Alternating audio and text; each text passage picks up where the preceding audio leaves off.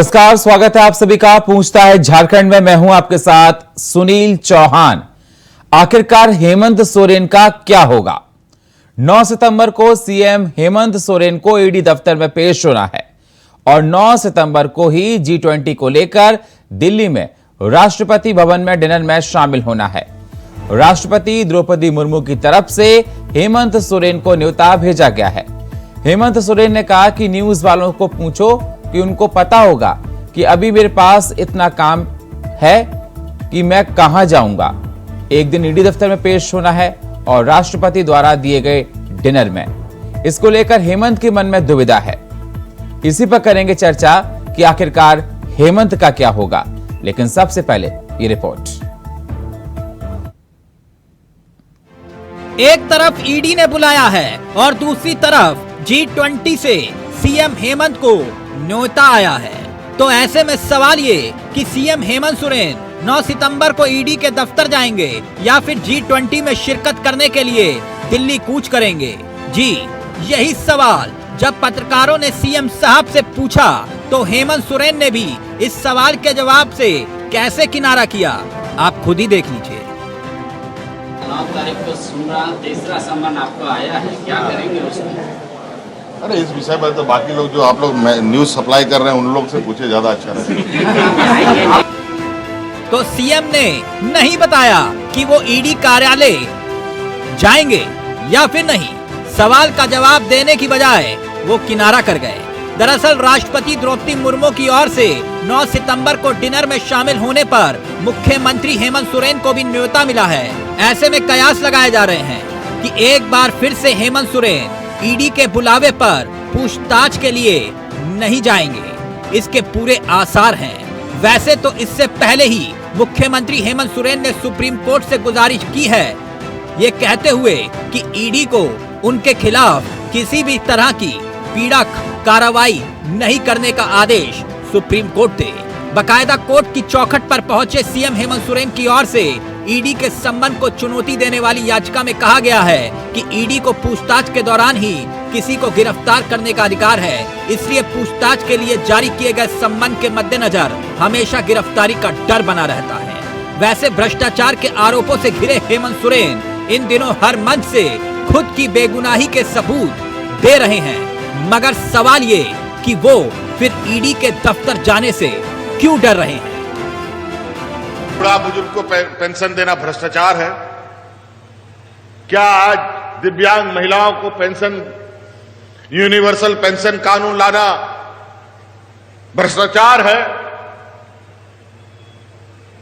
क्या? आज हमारी बच्चियों को सावित्रीबाई फूले योजना से अपने पैरों पर खड़ा करने का संकल्प अहंकार है क्या? आज हजारों वैकेंसी, सरकारी वैकेंसी निकालना भ्रष्टाचार है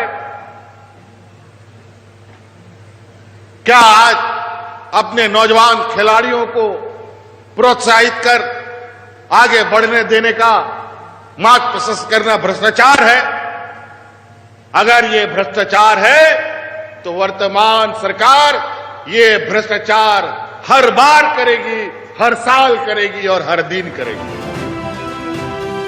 वैसे आपको बता दें कि ईडी ने जमीन घोटाले मामले में सबसे पहले मुख्यमंत्री हेमंत सोरेन को 14 अगस्त को सम्मन जारी किया था। इसके जवाब में मुख्यमंत्री ने सम्मन को असंवैधानिक और दुर्भाग्यपूर्ण से प्रेरित बताया था और सम्मन वापस करने के लिए कहा था।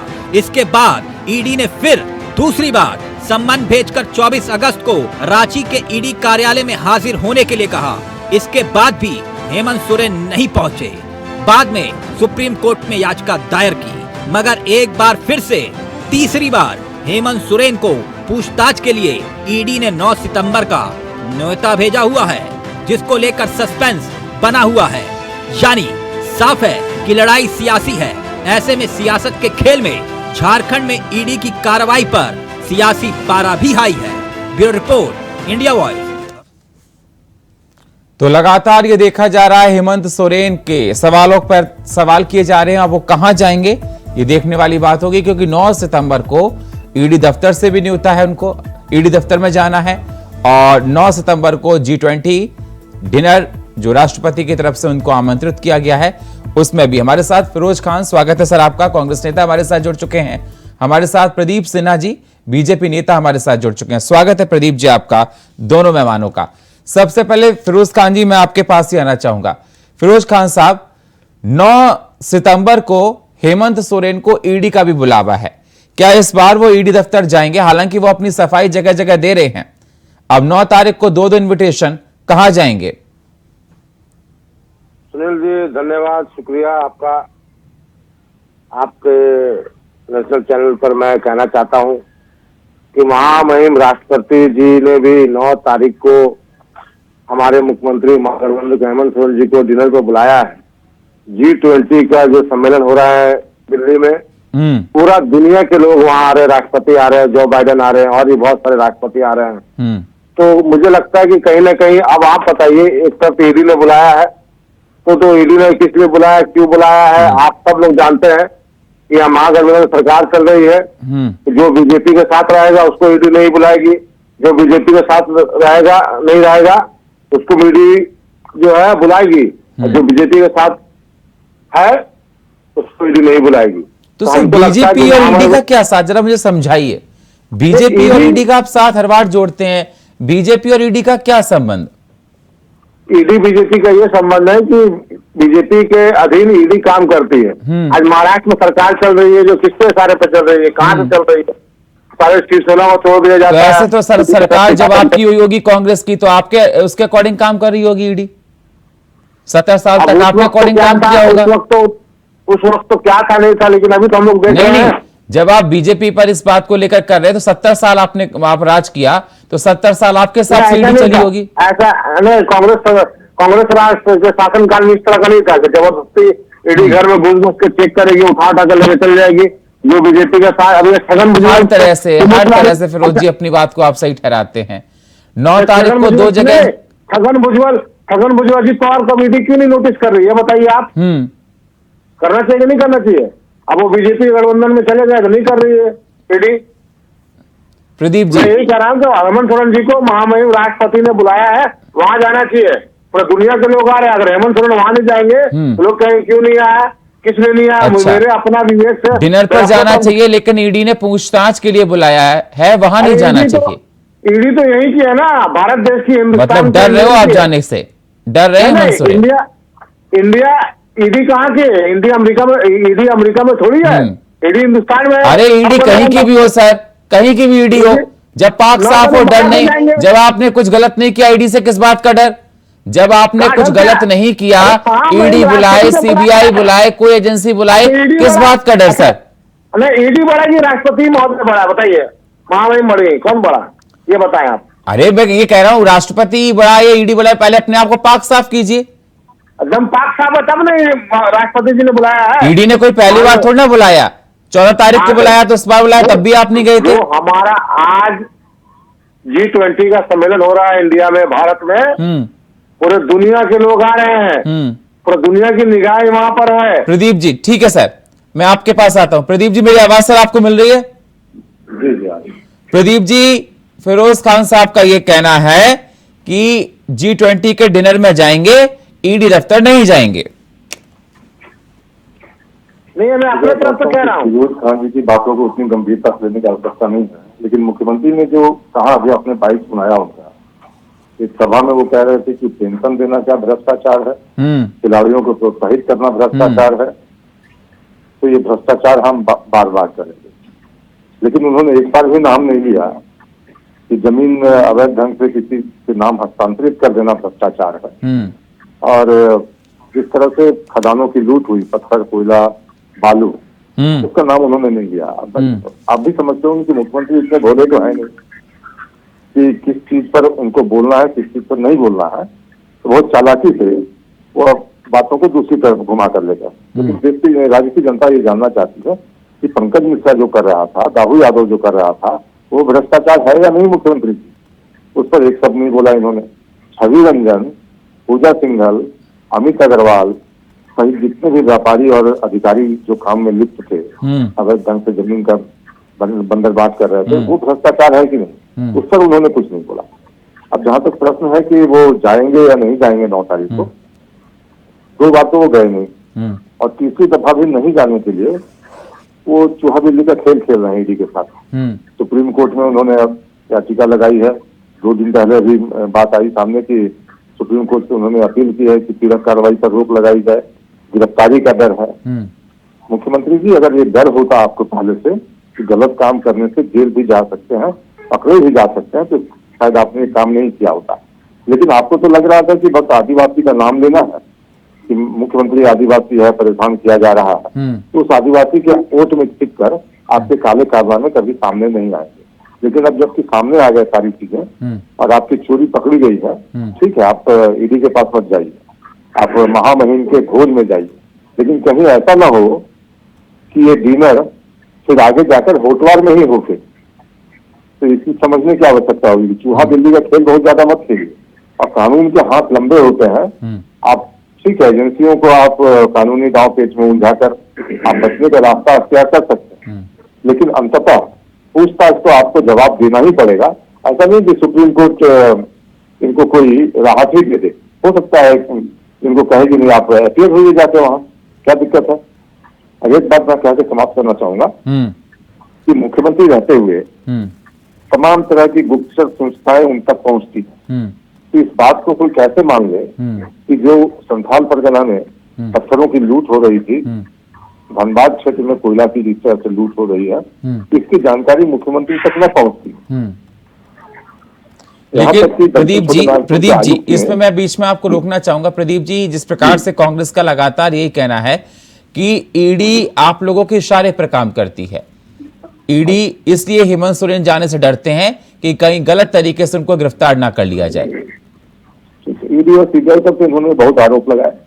इनसे जरा पूछिएगा कि जब नरेंद्र मोदी गुजरात के मुख्यमंत्री हुआ करते थे, तो उनको सीबीआई ने जो 8-8 घंटे 10-10 घंटे बुला के पूछताछ की, वो किसके इशारे पर किया जा रहा?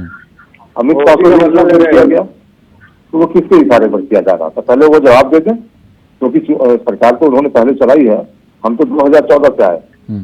और जहां तक प्रश्न है कि ईडी और सीबीआई को लेकर इन्होंने सिर्फ यही नहीं, 14 दल सुप्रीम कोर्ट के दरवाजे गए थे कि ईडी, सीबीआई और इनकम टैक्स जैसी एजेंसियों को कार्रवाई करने से रोका जाए। आपको भी स्मरण होगा कि सुप्रीम कोर्ट ने उनकी याचिका खारिज कर दी, डांट भी लगाई वकील को कि वो संस्थाएं संवैधानिक है, तो अपना काम करने दीजिए। फिरोज जी, आप ये कहते हैं कि ईडी और सीबीआई बदले की भावना से काम करती है। ये सवाल मैं आपसे पहले पूछने वाला था, लेकिन मुझे प्रदीप जी को लेना पड़ा। मैं आपसे ये जानना चाहता हूं, जब 8-8, 10-10 घंटे तक प्रधानमंत्री नरेंद्र मोदी को बुलाकर पूछताछ की जाती थी, अमित शाह के साथ पूछताछ की जाती थी, कुछ नहीं मिला, पाक साफ हो गए, निकल आए वहां से आराम से। ठीक, अगर हेमंत सोरेन जी जाए ना, आराम से पाक साफ होकर आए। एकदम जाएंगे, क्यों नहीं जाएंगे। आप प्रदीप जी से मैं पूछना चाहता हूँ कि बैठे बैठे इन्होंने टीवी में बैठ के हेमंत सोरेन को जेल भी भेज दिया, सजा भी सुना दिया, सब काम कर दिया। ये बीजेपी वाले लोग बहुत चालाक हैं, दूसरे को कैसे फंसाना अच्छे जानते हैं। अरे आपको मैं कहना चाहता हूँ, हेमंत सोरेन जी ने कब नहीं कहा जाएंगे, 9 तारीख को जाते, ईडी दफ्तर एकदम जाते, 100% जाते, लेकिन महामहिम राष्ट्रपति जी का उनको दावत आया है। सर 2 बार तो वो नहीं गए, डाकिया उनका गया, 2 बार तो वो नहीं गए, तो सवाल तो उठेगा ना, तीसरी बार है सर। तीसरी बार महामहिम ने बुलाया है राष्ट्रपति महोदय ने, और पूरे दुनिया के लोग, पूरे दुनिया का G20 का सम्मेलन रहा है, तो उससे बड़ा सम्मेलन क्या होगा हमारे देश के लिए? गौरव की बात है। G20 ईडी ने बुलाया, उसकी अहमियत कुछ भी नहीं, एकदम अहमियत है। ईडी 9 तारीख को 12 को चल जाएंगे, क्या दिक्कत है? 9 को 12 को जाना चाहिए, उस तारीख को जब बुलाएंगे एकदम हम तुरंत जाएंगे। और वो एकदम देखिए पाक साफ है, कोई इनको डर नहीं है। डर होता तो डर नहीं तो फिर क्यों नहीं जा रहे सर? डर नहीं तो क्यों नहीं जा रहे? अब देखिए इसी तरह का हम 2 बार जो इधर नहीं गए, कुछ उनको अपना निजी काम होगा। अब राष्ट्रपति जी का उनको न्योता है कि दावत नहीं देना चाहिए, राष्ट्रपति जी को दावत उनको नहीं देना चाहिए भाई कि आप गई पर ईडी के पास। बीजेपी, भारतीय जनता पार्टी के लोग तो सब देख रहे हैं, सब जान रहे हैं। अपने निजी कार्य इतने बड़े हो जाते हैं कि आप ईडी के सामने पेश नहीं होंगे। राज्यपाल नहीं है, द्रौपदी जी यहाँ पर राज्यपाल नहीं है झारखंड। उनको पता है हेमंत सोरेन कितना भ्रष्टाचार ये नहीं है, इसलिए उन्होंने बुलाया हेमंत सोरेन को। हेमंत सोरेन ईमानदार है, भले वक्ती तौर पर परेशानी। रमन जी क्या कहना चाहेंगे आप? रमन जी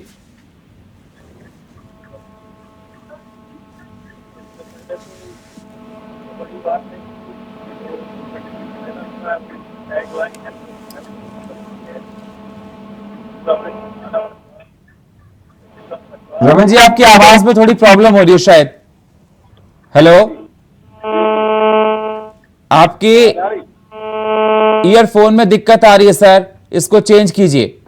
जी सुनील, आवाज आ रही है? हाँ जी, अब बिल्कुल अच्छे से आवाज आ रही है। अब सर बोलिए, कंटिन्यू कीजिए। सुनील जी, बात यह है कि G20 की जो टैग लाइन है वो वसुधैव कुटुंबकम की है।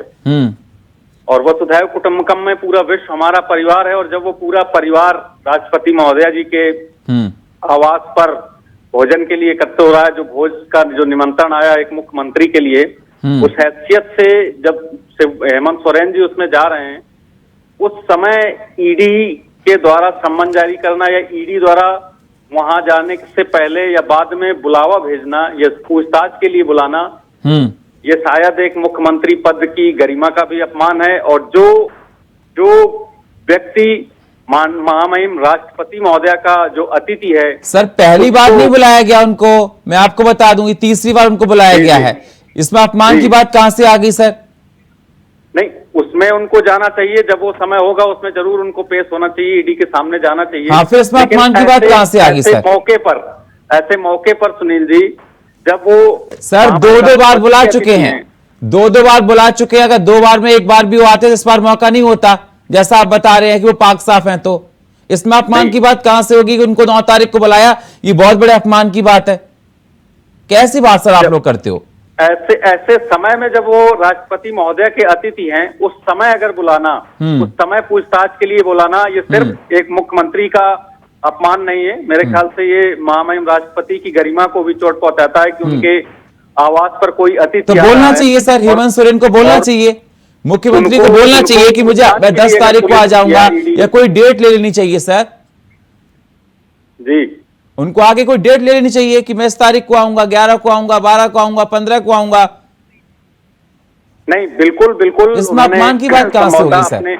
अपने वकीलों के माध्यम से या अपने, अगर किसी पे कोई आरोप लगा है तो जांच के लिए, पूछताछ के लिए बुला नहीं सकते सर क्या? बिल्कुल बुला सकते हैं, लेकिन सर बात फिर घूम फिर के वहीं आ जाती कि जो आज ईडी की विश्वसनीयता है, 15 सितंबर तक और इनका कार्यकाल है मिश्रा जी का, उसके बाद जो नए चुने जाएंगे ईडी के चीफ। अच्छा, तो उसका इंतजार कर रहे हैं आप? बिल्कुल, क्योंकि इनको खुद कोर्ट ने बोला है कि आप जो अभी प्रमुख हैं, ईडी चीफ हैं, उनको खुद माननीय सुप्रीम कोर्ट ने इस बात को बोला है कि इनकी कार्यशैली पर अब विश्वास नहीं रह गया। क्या कारण है कि सरकार लगातार इनको तीसरी बार इनका कार्यकाल विस्तार हो रहा है, इस कारण से। तो हो सकता है एक वो भी कारण हो, और वो अपना वकील के माध्यम से या सचिव के माध्यम से जरूर अपना जवाब भेजेंगे। रमन सिंह जी का ये कहना है कि ये बहुत ही उनके लिए मतलब एक इंसल्टिंग फील है कि 9 तारीख को बुलाया जा रहा है, और जब प्रोग्राम है G20 का, आगे और डेट दी जा सकती थी। और सबसे बड़ी बात उन्होंने ये कही कि वो इंतजार कर रहे हैं कि 15 सितंबर के बाद जब कोई दूसरा अधिकारी चेंज होगा तो उसके अकॉर्डिंग वो जाएंगे, क्योंकि सुप्रीम कोर्ट ने खुद इस पर संज्ञान लिया है। अब बताइए, जिनको ये पता नहीं है कि ईडी का 2 बार समन हो चुका है और राष्ट्रपति महोदय का तो भोज का निमंत्रण कल मिला है, ईडी तो 1 सप्ताह पहले इनको फर्ज नोटिस कर चुकी है। तो जब ये तक पता नहीं हो लोगों को और इसको आधार बनाकर वो अपमान बता रहे हैं कि राष्ट्रपति के यहाँ जाना है तो ईडी ने नोटिस कैसे कर दिया, हास्यास्पद है ऐसे लोगों का कि जिनको जानकारी नहीं होती वो चैनल पर चले आते हैं, कुछ भी बोलते हैं।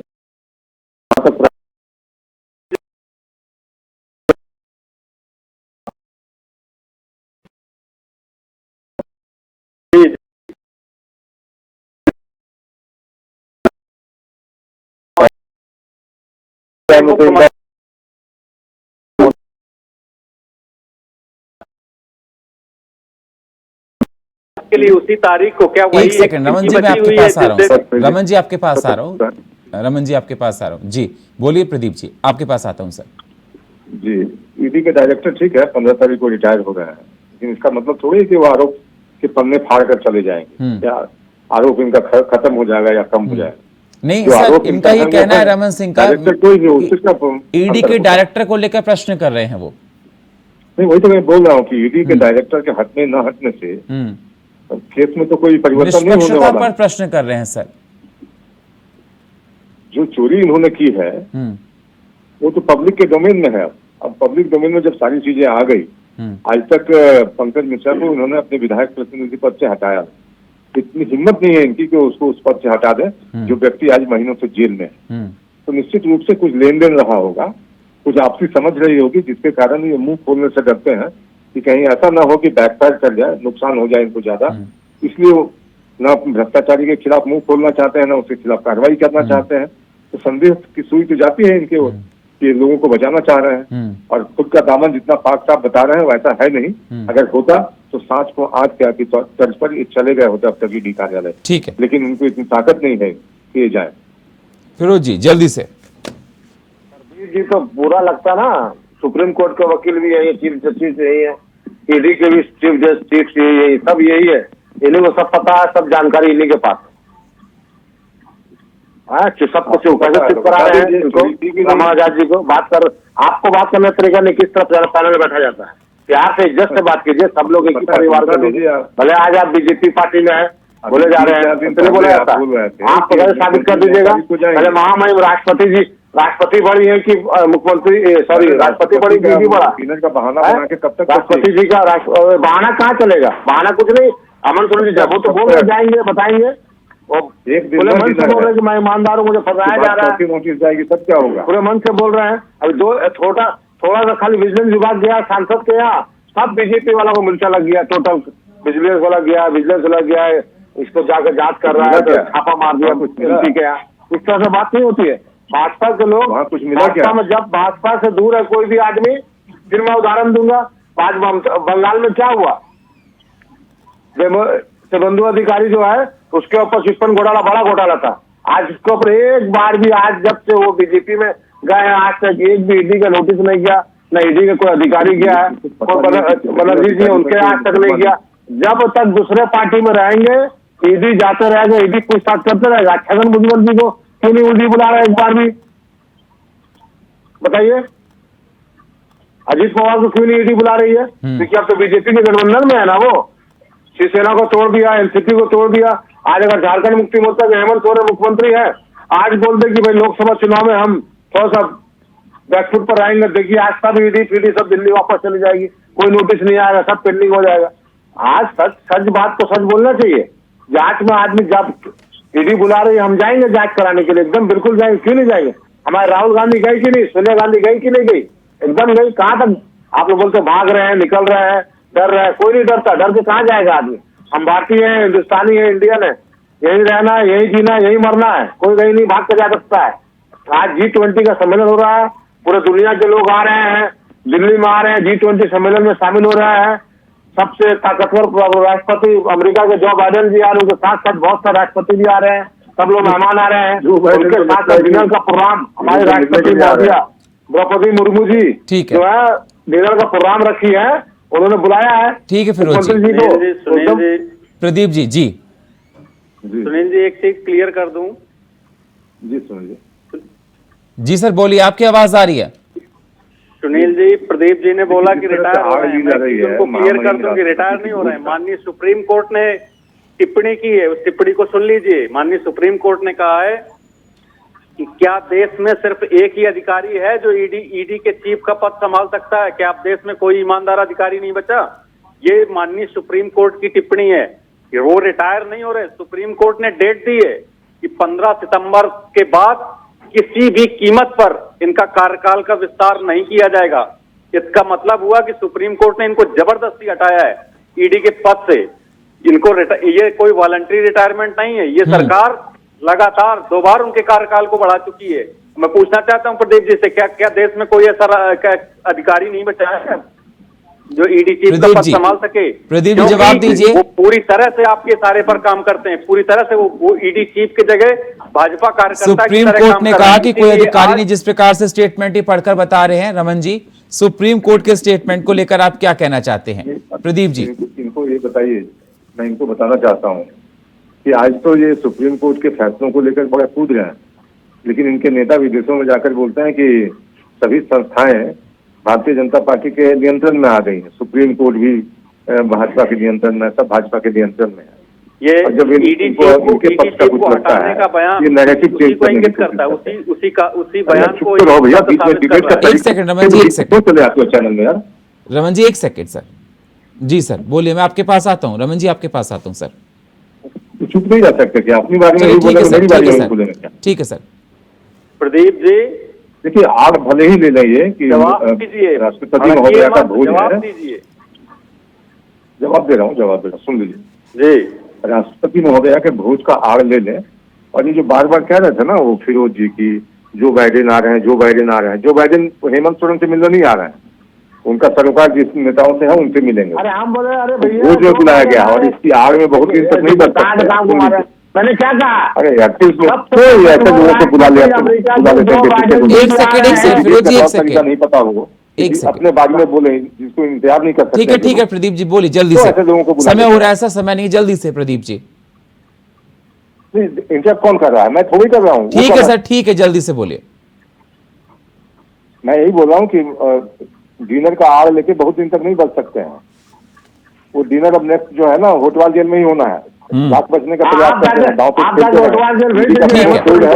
फिर ठीक है प्रदीप जी, ठीक है, फिर जज आती है प्रदीप जी, जज भी आती है और सब कुछ आती है। ठीक है प्रदीप जी। फिरोज जी जल्दी से 10 सेकंड में रखिए बात अपनी। फिरोज जी 10 सेकंड में जल्दी से। प्रदीप जी जज भी है, सिपाही भी है, दरोगा भी, सब यही है। हेमंत सोरेन जी भेज दीजिए, है ताकत तो आप में। बैठ के लंबा लंबा चौड़ा भाषण देने से काम नहीं चलेगा। अरे चलिए इसी में बहुत बहुत इसी में शुक्रिया आप बैठ सभी जाएंगे मेहमानों का चर्चा में जुड़ने के लिए। फिरोज जी आपका, प्रदीप जी आपका, रमन जी आपका। समय हमारे पास इतना ही है, लेकिन सवाल लगातार उठते रहेंगे कि 9 सितंबर को हेमंत सोरेन कहां जाएंगे। क्या ईडी दफ्तर में जाएंगे, ईडी ने बुलाया है पूछताछ के लिए, या G20 को लेकर राष्ट्रपति ने जो डिनर दिया उसमें उनको न्योता भेजा, इनवाइट किया है, उसमें जाएंगे। क्योंकि 2 बार पहले भी ईडी उनको इनविटेशन दे चुकी है और वो कई रीजन बनाकर ईडी के इनविटेशन में, ईडी के दफ्तर नहीं गए हैं। अब जनता ये देखना चाहती है और जानना चाहती है कि ईडी दफ्तर जाएंगे या राष्ट्रपति के भोज में। और फिलहाल हमारे इस खास प्रोग्राम में इतना ही। बाकी खबरों के लिए आप बने रहिए इंडिया वॉइस के साथ। तब तक के लिए नमस्कार।